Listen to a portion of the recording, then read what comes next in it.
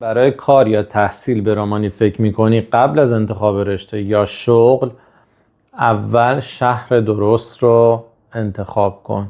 من مشاور دارای گواهی بریتیش کانسیل هستم. اینجا چیزی رو تبلیغ نمی کنم، فقط واقعیت ها رو میگم، نه رویا فروشی. بازار کار رومانی در همه شهرها شبیه به هم نیست. بخارست بیشتر برای فناوری، مهندسی، امور مالی، ساخت و ساز و شرکت‌های بین‌المللی شناخته میشه. کلوژ بعد از بخارست یکی از قطب‌های مهم فناوری اطلاعاته.